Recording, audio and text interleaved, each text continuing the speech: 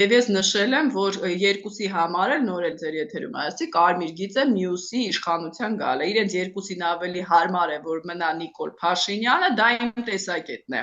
Քան որ իրենք լինեն, որովհետև Ռոբերտ Քոչարյանը չի վստահում Սերժ Սարգսյանին, արդեն բացահայտ ասում է, դուք եք բանտարկել Ռոբերտ Քոչարյանին, դուք եք ասել Փաշինյանին, որ Քոչարյանին բանտարկեն։ Սերժ Սարգսյանն էլ Աննա Մկրտչյանի շուրթերով ասում է, մենք մարդասպան չենք, մենք մարտի 1 անող չենք, մենք 10 հոգի չէինք սպանի, որ մնայինք իշխանության։ Դրանից ավել ինչ պիտի ասեն իրար։ Հա հիմա կարող է իրանք տենց անձնապես իրար չեն անդրադառնում եւ չեն էլ անդրադառնա, համատեղ լուրջ անցյալ ունեն, բայց ես այսօր ավելի շատ տեսնում եմ իրար հանդեպ փոխադարձ մեղադրանքներ, իրար մեղադրում են Նիկոլ Փաշինյանի հետ համագործակցելու մեջ, քան թե Նիկոլ Փաշինյանին։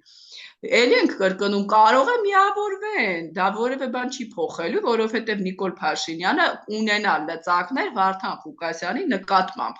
Այնպես որ կարող է Սերժ Սարգսյանը դա էլ մտածի, եկեք միավորվեն, որ հետո իմ հանդեպ չլինեն որևէ պահանջներ, բայց մտքում գիտակցի, որ Նիկոլ Փաշինյանը չի հանդուրժի Վարդան Ղուկասյանի իրենից անկախ գործունեությունը։ Ձեր նախորդ հարցը, որ դուք ասում եք ինչով է կարևոր, մի բան էլ ավելացնեմ։ Եթե Նիկոլ Փաշինյանը չի կարողանում երկրի երկրորդ քաղաքում ունենալ իշխանություն, սա արդեն նրա հեղինակությունը սասանում է, այնպես